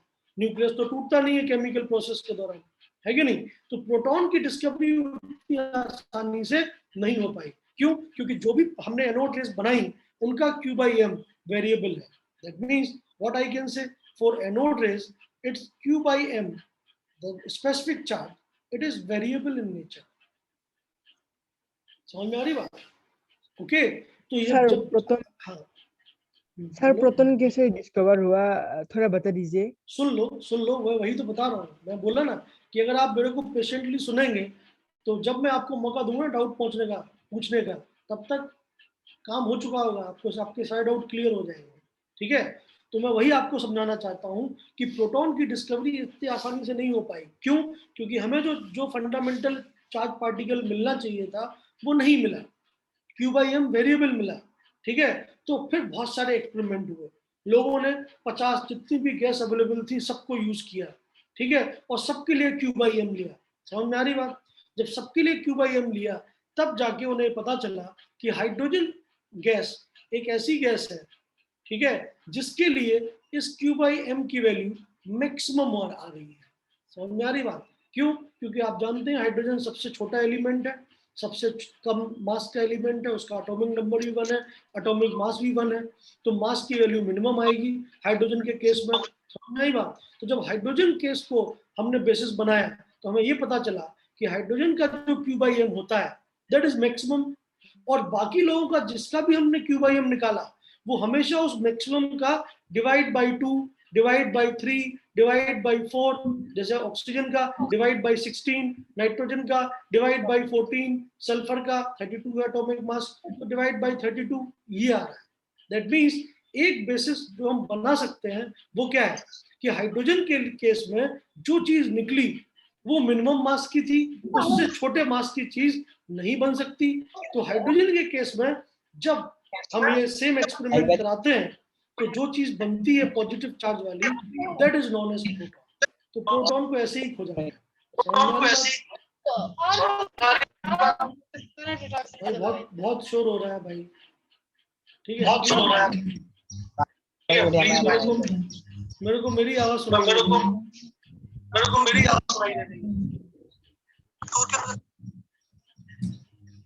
ऐसे कैसे होगा भाई, दिक्कत है। एनीवे, सो आप समझिए मैं क्या बोलना चाहता हूँ कि देखो हाइड्रोजन के लिए जब आपने ये काम किया तो मान लेते हैं हाइड्रोजन गैस है, उससे बन रहा है H+ गैस n इलेक्ट्रॉन, ठीक है। अब हाइड्रोजन के लिए जो जो इसके लिए Q/m आएगा that is maximum. Why? Because इसका जो मास है वो है 1 AMU और ये सबसे मिनिमम मास है, इससे ज्यादा। तो अगर डिनोमिनेटर सबसे छोटा है तो Q/m सबसे बड़ा होगा, दिस इज मैक्सिमम। समझ में आ रही बात? ओके, तो हाइड्रोजन के लिए ये वैल्यू मैक्सिमम आती है, तो इसको बेस बनाया गया। तो हाइड्रोजन से जब एक इलेक्ट्रॉन निकल जाता है तो जो पॉजिटिव चार्ज बचता है that is known as proton, ठीक है। बाकी और कोई भी गैस आप लेंगे तो हमेशा वो किस फॉर्म में आएगा? जैसे अगर मान लेते हैं मैंने लिया हीलियम, तो हीलियम का एटॉमिक मास कितना है? 4, मतलब उसका जो पार्टिकल है He+, वो हाइड्रोजन से 4 गुना ज्यादा बड़ा है, मतलब उसका जो Q/m आएगा वो इस मैक्सिमम वैल्यू के डिवाइड बाई 4 आएगा। समझ रहे हो मेरी बात? तो ये वैल्यू मैं फिक्स कर सकता हूँ कि ये वैल्यू कभी नहीं बदलेगी। बाकी जितने भी एलिमेंट्स हैं, जितनी भी गैसेस हैं, उन सबका जो Q/m होगा पॉजिटिव चार्ज वाले पार्ट का, वो हमेशा इस मैक्सिमम वैल्यू के डिवाइड बाई n की फॉर्म में होगा, ठीक है, जहां पे n क्या है? Atomic mass of that particular gas. अब मेरी बात आपकी समझ में आ रही है? प्लीज बोलिए। Yes sir. Yes sir. Sir please. Yes. तो इस तरीके से कैनल रेस क्या है सर? क्या है? Canal rays. हाँ, ठीक है। तो कैनल रेज, एनल रेज, ये सब नाम है इनके, ठीक है, इनके अलग नाम है। जैसे कैथोड रेज को कई लोग कैनल रेज भी बोलते हैं, एनोड रेज को कई लोग एनल रेज भी बोलते हैं, ठीक है, ये इनके नाम है। आप कोई भी बुक, मैंने बोला ना, आप एनसीईआरटी पढ़ेंगे तो आपको ये सब चीजें पता चल जाएगी, लेकिन जो चीज मैं आपको एक्सप्लेन कर रहा हूँ वो चीज आपको एनसीईआरटी में लिखी हुई नहीं मिलेगी, वो आपको किसी बुक में नहीं मिलेगी। समझ रहे हो मेरी बात? तो जो चीज इंपॉर्टेंट है, जो मेन बेस है पूरे टॉपिक का, वो तो आपको आपका क्लियर होना पड़ेगा ना यार। बाकी सब चीजें तो चलो ठीक है, मैं आपको मटेरियल दे दूंगा, मैं आपको किसी भी तरीके से याद करवा दूंगा, बट जो चीज समझने वाली है उसका बेसिस आपको क्लियर होना पड़ेगा। Clear? Yes sir. So proton की डिस्कवरी इस तरीके से हुई, और नो डाउट इलेक्ट्रॉन की डिस्कवरी से प्रोटॉन की डिस्कवरी बाय डिफॉल्ट ज्यादा, मैं कहूँ टीडीएस है, ज्यादा डिफिकल्ट है, क्योंकि प्रोटॉन के केस में चीजें बदलती हुई दिखाई दी, जबकि क्या कहते हैं इलेक्ट्रॉन के केस में हर बार में सेम ही पार्टिकल मिला तो वो आसानी से आइडेंटिफाई हो गया। बट एनोड रेज या प्रोटॉन की डिस्कवरी एक डिफिकल्ट जॉब था, ये बात, ठीक है। अगेन जब चार्ज की बात की गई तो चार्ज ऑन प्रोटॉन बहुत डिस्टर्ब हो रहा है सर, बहुत ज्यादा। क्या मैं बताऊं, मेरे हाथ में क्या है ये बताइए? मेरा हाथ में ये है कि मैं आपको चीजें एक्सप्लेन कर सकता हूँ। अब लोग अगर ये कह देते हैं अपना माइक खोल के बैठे, चलो मैं एक बार बोलता हूँ सर माइक नहीं बंद किया सर इसलिए। चलो एक बार मैं बोलता हूँ, अरे ठीक है। प्लीज मैंने यहाँ पे अपना माइक बंद दिए। हाँ यार देखो सीधी बात है। हेलो, अरे सर क्लास में बहुत डिस्टरबेंस है, ये माइक का बहुत लोग खोल के और अजीब अजीब सी आवाजें हैं। ठीक है, 2-3 लोग हैं वो माइक ही बंद नहीं कर रहे हैं। एक आदमी कौन है मैं बताता हूँ। ठीक है, आप जरा एक बार जो मॉडरेट कर रहा है उसको बोलिए कि वो जो मॉडरेटर है जो वो आई थिंक कर सकता है ये सब काम। हम्म, हम्म, हम्म, हम्म,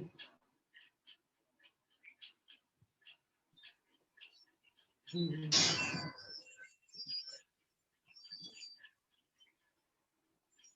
हम्म। आई थिंक बच्चे बच्चे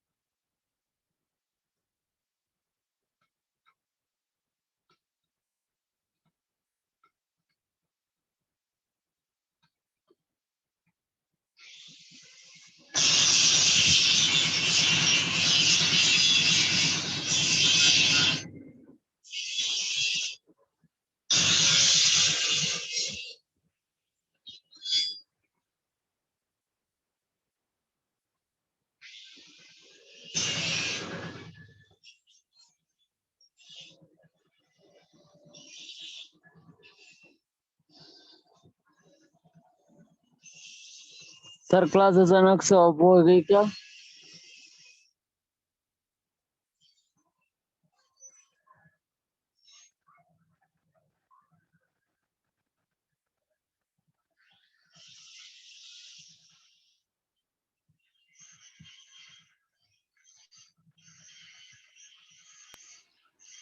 हाँ भाई, तो मैंने ये मतलब जो आपका फीडबैक है वो मैंने दे दिया है सर को। ठीक है, तो वो जो मदरपुर की टीम है और जो पाथर कंडी की टीम है वो आपकी हेल्प करेगी इस मामले में उन लोग। और ये अनाउंसमेंट है आप सभी के लिए कि जो 2 से 3 वाली क्लास आपकी प्लान थी वो 2 से 3 वाली क्लास ऑनलाइन मोड में नहीं होगी। और दूसरा अनाउंसमेंट ये है कि जितने भी लोगों के डाउट है, ठीक है, बदरपुर में तो बहुत ही अच्छा क्लास चल रहा है। आई थिंक बदरपुर के स्टूडेंट जो है वो बहुत बढ़िया क्लास कर पा रहे हैं स्मार्ट रूम में बैठ के। पाथर कंडी में आई थिंक क्लास नहीं हो रहा है या कोई दिक्कत है तो वो जल्दी सॉर्ट आउट कर ली जाएगी। और आपको स्मार्ट रूम में क्लास करने के लिए मैं बिल्कुल बोल रहा हूँ कि सर आप वहाँ गुवाहाटी पे के आके क्लास करिए। ठीक है, हेलो सर गुवाहाटी के गुवाहाटी में क्या दिक्कत है भाई? गुवाहाटी में तो कोई दिक्कत है ही नहीं, क्या दिक्कत है? नहीं सर, आई मीन यूएसटीएम पे पास नहीं होगा क्या? कौन सा वाला? अरे देखिए, जो पॉइंट है, पहला पॉइंट ये है कि जो आपकी 2 से 3 वाली क्लास थी ना, किसी भी आई थिंक आपके शेड्यूल में जो लिखा हुआ है 2 to 3 PM क्लास, वो ऑनलाइन मोड में नहीं होगा, वो ऑफलाइन मोड में होगा। मतलब उसके लिए आप क्या कहते हैं, जब स्कूल में आएंगे तब काम हो जाएगा आपका।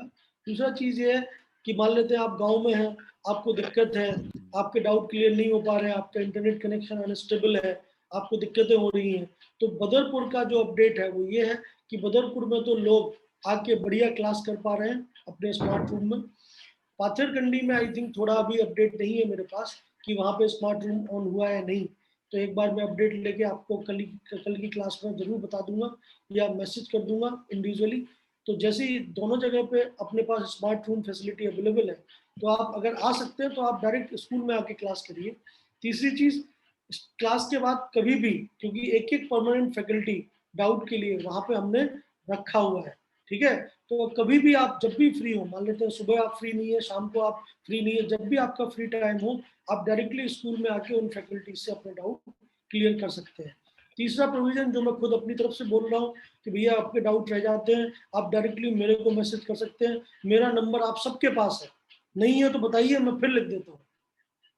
ठीक है, अगर आपके पास मेरा नंबर नहीं है आप बिल्कुल भाई साहब मेरा नंबर ले लीजिए और अपने सारे डाउट इस पे भेज दीजिए करिए। ये लो, ये मेरा नंबर मैं शेयर कर देता हूँ। ठीक है, 8003173135, आप इस पे सीधा अपना डाउट भेजिए। ठीक है, ठीक है। तीसरी चीज क्या है भाई साहब, तीसरी चीज ये है कि ऑनलाइन मोड में जब भी आप क्लास करें तो भैया केवल और केवल मेरी रिस्पॉन्सिबिलिटी नहीं है ऑनलाइन मोड में क्लास करवाने की।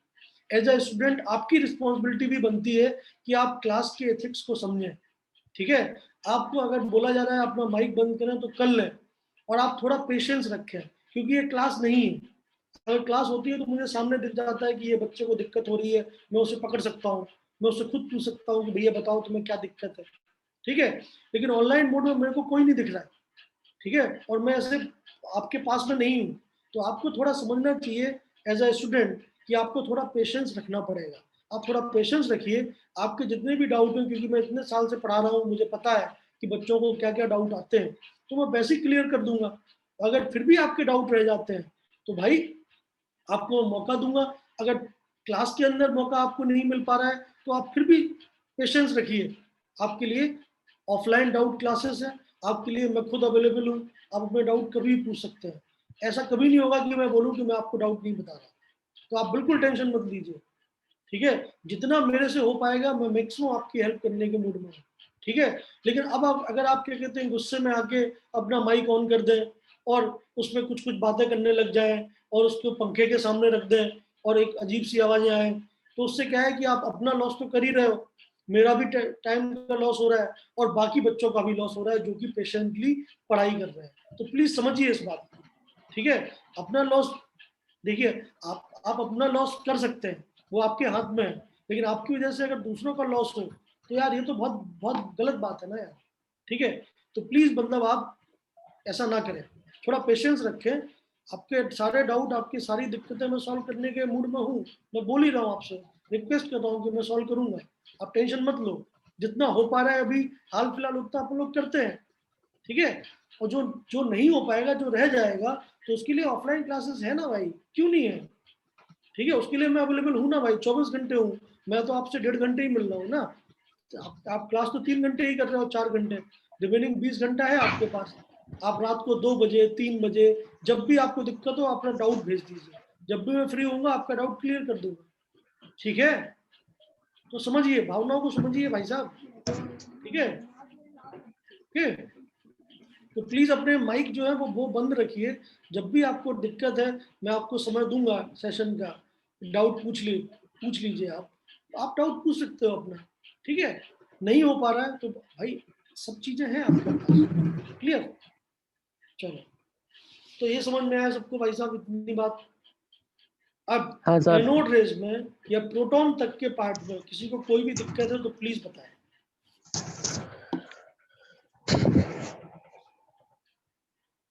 कोई भी, चाहे वो अपने गांव में हो, चाहे वो स्कूल के अंदर हो, कहीं भी हो, आप बस बताओ। अगर आपको दिक्कत है प्लीज बताएं। ये मत बोलो कि सर माइक में आवाज नहीं आ रही, इंटरनेट कनेक्शन खराब है, क्योंकि ये मेरे हाथ में नहीं है।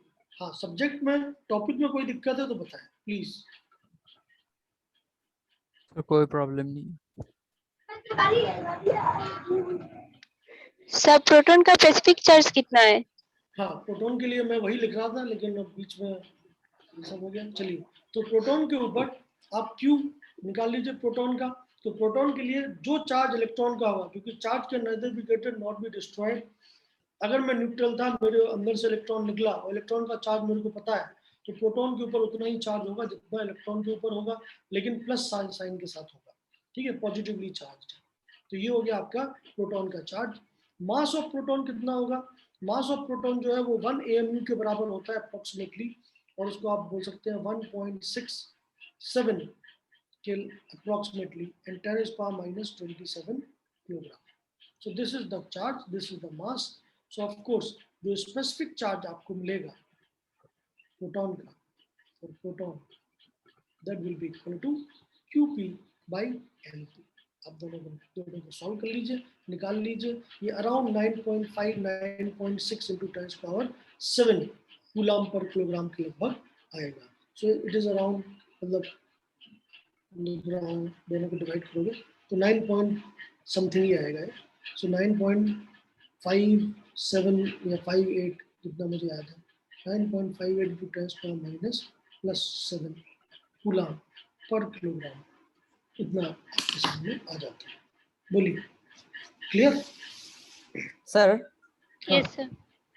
बोलो सर प्रोटॉन का तो हर गैस के हिसाब से तो अलग अलग आना चाहिए सर, तो एक स्पेसिफिक हम कैसे बिल्कुल। निकाल अरे अरे अरे अरे वही तो मैं तुम्हें समझा रहा था, देखो तुम समझे नहीं, यही तो मैं समझाना चाहता हूँ भाई साहब, ये किसी बुक में नहीं लिखा है, मैं यही तो बोल रहा हूँ कि अलग अलग गैस तुमने लिया तो अलग अलग A+B+C+ बनेगा, जिनका मास अलग अलग होगा तो उनका तो Q/M अलग अलग आएगा ना भाई, ठीक है। तो Q/M अलग अलग आ रहा है, अब ये समझ लो तुम, Q/M अलग अलग आ रहा है तो मुझे किसी ना किसी एक को बेसिस देना पड़ेगा, या तो मैं बेसिस दूं उसको जिसका Q/M मिनिमम हो, या फिर मैं बेसिस दूं उसको जिसका Q/M मैक्सिमम हो, ठीक है। तो मैक्सिमम Q/M निकल के आता है हाइड्रोजन के लिए, ठीक है। तो हाइड्रोजन क्योंकि सबसे छोटा पार्टिकल है तो Q/M मैक्सिमम उसका आया, तो इसलिए हमने ये बोला कि जब हाइड्रोजन गैस आप लोगे और वो जो पॉजिटिव चार्ज बनेगा दैट विल बी प्रोटॉन, ठीक है। ठीक है सर। और कोई बात? सर फिर से बोलिए नहीं। देखो एग्जांपल देता हूँ मैं तुम्हें, देखो ये एग्जांपल देता हूँ। जैसे मान लो मैंने लिया एक बार हाइड्रोजन गैस, एक बार मैंने लिया हीलियम गैस, ठीक है, दोनों के केस को डिफाइन करता है, ठीक है। हाइड्रोजन गैस क्या बना के देगा? H+ gas. हीलियम गैस क्या बना के देगा? He+ gas. हाइड्रोजन गैस के लिए चार्ज कितना होगा? E। इसके ऊपर चार्ज भी कितना होगा? +E। दोनों का ही चार्ज E है, ये +E के बराबर है इलेक्ट्रॉनिक चार्ज। मास कितना होगा? हाइड्रोजन का मास होगा 1 AMU के लगभग, लेकिन हीलियम का मास क्या होता है? 2He4, तो मास क्या होता है? 4 AMU। अब बताइए कि हाइड्रोजन का जो Q/M है वो आएगा E/1 AMU के हिसाब से, लेकिन हीलियम का जो Q/M है वो आएगा E/4 AMU के हिसाब से, आएगा या नहीं? बोलो। तो हाइड्रोजन के केस में क्योंकि मिनिमम मास है तो ये वैल्यू क्या आएगी? मैक्सिमम।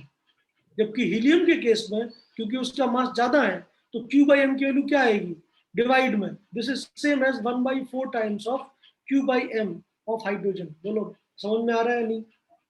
Yes sir. तो मैं यही सब समझाने की कोशिश कर रहा था आपको कि जब अलग अलग गैस आप लेते हो तो प्लस वाले जो भी चार्ज बनेगा उसका Q/M अलग अलग आएगा, तो हमें कहीं ना कहीं तो बेसिस सेट करना पड़ेगा ना भाई। अगर मैं स्मॉलेस्ट पार्टिकल को ढूंढ रहा हूँ तो स्मॉलेस्ट पार्टिकल का मास मिनिमम होना पड़ेगा ना, बोलो। स्मॉलेस्ट पार्टिकल का मास मिनिमम, और मिनिमम मास किसका? हाइड्रोजन का। तो हाइड्रोजन वाले पार्टिकल को हमने बेस मान लिया है, ठीक है। तो बाकी पार्टिकल का हमेशा इसी फॉर्म में आएगा। मैं किसी भी पार्टिकल का Q/M निकालूं पॉजिटिव चार्ज वाले का फॉर एनी पार्टिकल XYZ, ठीक है, that will always come as Q/M of hydrogen multiplied by 1/n, हमेशा 1/n की फॉर्म में आएगा। जैसे हीलियम था 4 गुना था तो 1/4 आया, ऑक्सीजन होगा तो वो 16 टाइम्स होगा, वो 1/16 आएगा। That means maximum Q/M is coming from hydrogen. Why? Because the mass of hydrogen is minimum. आप मेरी बात समझ पा रहे हैं? बोलिए। यस सर, क्लियर तो सर। ये इम्पोर्टेंट है, ये समझना इम्पोर्टेंट है, ठीक है। अगर ये आपको समझ में नहीं आया तो फिर वो जो भी आपकी किताब में लिखा है, जो भी मैं इसके अलावा समझाया एनोड रेज में, वो किसी काम का नहीं है, वो कोई भी जानता है, ठीक है। बट आपको फिर से एक्सप्लेन कर दीजिए। किसको सर वो फिर से रिपीट कर देंगे प्लीज, नेटवर्क प्रॉब्लम से ठीक से सुनाई नहीं पा। चलो ठीक है, फाइनल। सभी लोग अपना माइक बंद करें, सुने। देखो जब मैं पॉजिटिव चार्ज की बात कर रहा हूं तो पॉजिटिव चार्ज का मास जो है वो वेरी कर रहा है, ठीक है। अलग अलग गैस के केस में मास जो है वो अलग अलग है, ठीक है। तो हमें जो बेस बनाना पड़ा वो बेस किसको बनाना पड़ा? जिसका मास मिनिमम है। मिनिमम मास किसका होता है? हाइड्रोजन का होता है। तो हाइड्रोजन गैस जब मैंने लिया इसी एक्सपेरिमेंट में तो जो मेरे को पार्टिकल मिला मैंने उसको फंडामेंटल पार्टिकल अनाउंस कर दिया। वाई?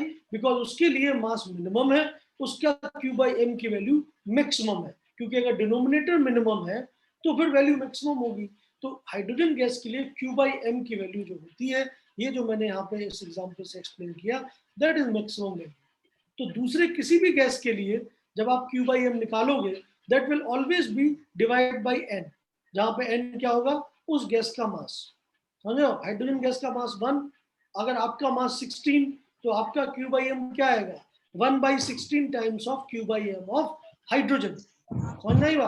और हाइड्रोजन एटम को अगर आप इमेजिन करें, अगर हाइड्रोजन एटम को आपको इमेजिन करवाऊं, तो हाइड्रोजन एटम को आपने कैसे पढ़ा है? ऐसे ही पढ़ा है ना कि न्यूक्लियस के अंदर एक प्रोटॉन होता है और ये एक इलेक्ट्रॉन है पहली ऑर्बिट में। आप खुद सोचिए, अगर हाइड्रोजन में से मैंने एक इलेक्ट्रॉन निकाल दिया, मैंने एक इलेक्ट्रॉन माइनस कर दिया, तो मेरे को क्या क्या मिलेगा? केवल न्यूक्लियस। और न्यूक्लियस के अंदर केवल क्या है? न्यूक्लियस के अंदर केवल एक प्रोटॉन। समझ रहे हो मेरी बात? ऐसे समझ लीजिए, ठीक है? तो hydrogen is the most suitable gas for this particular experimentation. चलिए भाई, समय समाप्त हो रहा है आज का, ठीक है? आपकी अगली क्लास भी है, अगली क्लास मैथ बायो दोनों ही की है, तो आपको 2 लिंक है। जिस लिंक से अभी आप पढ़ रहे हो उस लिंक से आपको बायो पढ़ाई जाएगी, और मैथ वाले लोगों के लिए एक अलग से लिंक ग्रुप में शेयर कर दी गई है। तो मैथ वाले लोग नई लिंक का प्रयोग करें, और जो अभी वाली लिंक है, मेरी वाली जो लिंक है, ये वाली इस क्लास वाली, उसी का इस्तेमाल करके आप बायो की क्लास कर सकते हैं, ठीक है? बायो के लिए उमेर सर आपका इंतजार कर रहे हैं, और उमेर सर का इंतजार आप लोग भी बहुत ज्यादा कर रहे हैं, जैसा कि मुझे पता चला है, ठीक है? चलिए, तो आप फिर उमेर सर से बात करें, अपन लोग फिर आगे की बात अगली क्लास में करेंगे, ठीक है? तो किसी को कोई भी डाउट हो, कोई भी परेशानी हो, प्लीज मतलब मेरे को डायरेक्टली भेजे, ठीक है? चलिए, all the best, bye bye. Thank you sir. Thank you sir. Thank you sir.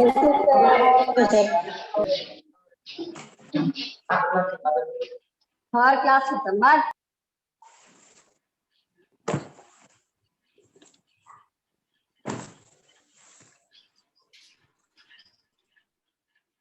और हाँ, ये क्या कहते हैं, कल वाला और आज वाला जो नोट्स है वो मैंने भेजा नहीं, मैं अभी भेज देता हूँ आप लोगों को दोनों क्लास का, कल का भी और आज का भी।